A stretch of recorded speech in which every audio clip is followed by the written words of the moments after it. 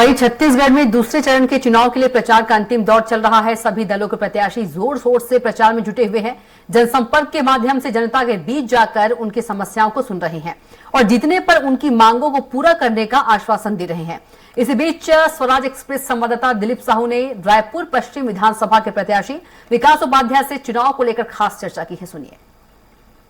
चुनाव प्रचार के लिए भी महज 2 दिन बाकी है और लगातार प्रत्याशियों का घमासान दौरे चल रहे हैं, जनसंपर्क चल रहे हैं और ज़्यादा से ज़्यादा जनता तक पहुंचने का, मिलने का प्रयास सभी प्रत्याशी कर रहे हैं। इसी कड़ी में हमारे साथ रायपुर पश्चिम से कांग्रेस के प्रत्याशी विकास उपाध्याय जी हैं। हम इसे सीधा चर्चा करेंगे, जानेंगे जिस तरह से आप लगातार दौरे कर रहे हैं, क्या सभी लोगों तक पहुँच पा रहे हैं? कितने अपने जो जितने क्षेत्र हैं उन क्षेत्र में कितने एरिया को आप कवर कर पाएंगे? ऐसा है कि मैं जनबंधन पदयात्रा के माध्यम से हर विधानसभा क्षेत्र के हर एरिया में जाने का प्रयास कर रहा हूँ, हर घर में जाने का प्रयास कर रहा हूँ। मैं, मेरे परिवार के लोग, हम सब, ताकि जिस जनता के बदौलत आप सत्ता पर आते हैं, जिस जनता के बदौलत आपकी जीत होती है, उस जनता के पास आशीर्वाद लेने के लिए आप उनके घर तक तो पहुँच जाएं। और यही एक लक्ष्य है जिसको लेकर 25 से 30 किलोमीटर पैदल मैं चलता हूं और सगुन के रूप पर 1 रुपये लोगों से आशीर्वाद के स्वरूप लेता हूं। और आज की तारीख में 80,000 रुपये से ज़्यादा आशीर्वाद स्वरूप लोगों ने मुझको सगुन के तौर पर पैसा भी दिया है।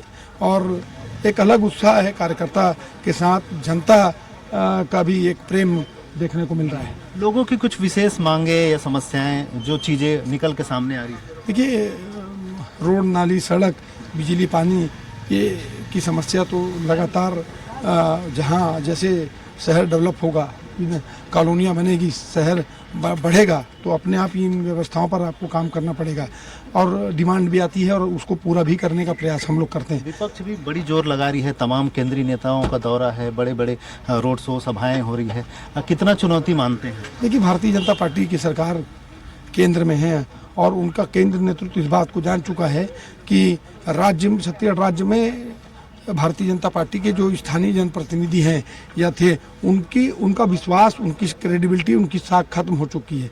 इसीलिए केंद्र नेतृत्व यहाँ पर आ रहा है। अलग अलग, कभी नड्डा जी आते हैं, कभी मोदी जी आ रहे हैं, कभी अमित शाह जी आ रहे हैं और वो कभी उनके से केंद्रीय नेतृत्व का अलग अलग नेता आ रहा है, क्योंकि भारतीय जनता पार्टी का कोई स्थानीय जनप्रतिनिधि तो लीड करते दिख नहीं रहा है। तो उनको मालूम है कि उनकी धरती यहाँ से खिसक चुकी है। 15 साल में जनता का भरोसा, वो जो उनको मिला था, वो भरोसा खो दिए हैं वो, और इसीलिए आज उनका पूरी भारतीय जनता पार्टी के नेता यहाँ उपस्थित है। इस चुनाव में घोषणा पत्र का कितना अहम भूमिका है? देखिए, घोषणा पत्र को इसलिए अहम बोल सकते हैं आप कि पहले 15 साल में भारतीय जनता पार्टी ने घोषणा पत्र को संकल्प पत्र कहते हैं, संकल्प लेकर वो कोई घोषणा करते हैं, लेकिन उन लोगों ने संकल्प पत्र में कोई घोषणाओं को पूरा नहीं किया। कांग्रेस पार्टी घोषणा पत्र को जन घोषणा पत्र के रूप में कांग्रेस पार्टी ने लिया और 36 मांगों में 95% से ज़्यादा मांगों को पूरा कर दिया। जनता को विश्वास है, कांग्रेस पार्टी पर भरोसा है कि कांग्रेस पार्टी की सरकार आएगी तो हम जो घोषणा कांग्रेस पार्टी ने की है वो पूरी होगी।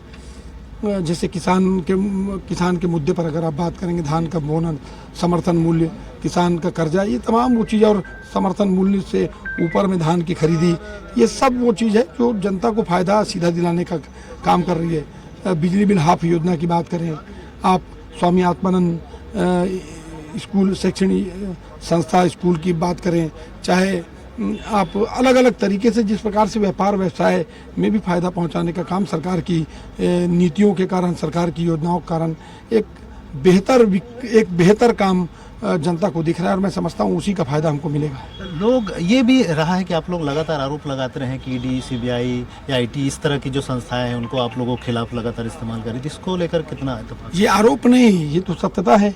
जिस प्रदेश में भारतीय जनता पार्टी का बहुमत नहीं मिलता, जिस प्रदेश में उनकी स्थितियां बिगड़ी हुई है, उन स्टेटों में ईडी, आईडी, सीबीआई के माध्यम से, इन एजेंसियों के माध्यम से वहाँ के राजनेताओं को प्रेशराइज किया जाता है।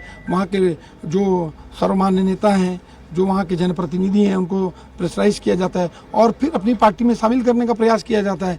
जब पार्टी में शामिल नहीं होते हैं तब तक के वो भ्रष्टाचारी रहते हैं, करप्शन करने वाले लोग रहते हैं, लेकिन उनकी पार्टी में आ जाते हैं तो ऐसी कौन सी वॉशिंग मशीन वो रखे हैं कि उनके सब ऐसे पाप धुल जाते हैं। Bharatiya Janata party pressure develop कर रही है, लेकिन मैं समझता हूँ कि जनता को वो बेवकूफ़ समझते हैं। जनता बेवकूफ़ नहीं है, जनता सब समझती है। कर्नाटक को भी लोगों ने देखा है, महाराष्ट्र को भी लोगों ने देखा है, मध्य प्रदेश को भी लोगों ने देखा है, और अलग अलग प्रदेश में किस प्रकार की उनकी स्थितियाँ रही है उसको लोग भाप भी लेते हैं और जानते भी हैं।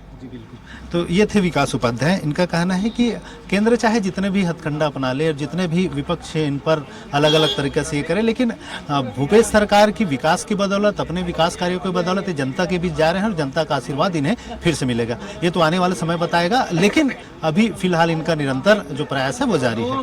कैमरा पर्सन संतोष के साथ स्वराज एक्सप्रेस के लिए रायपुर से दिलीप साहू।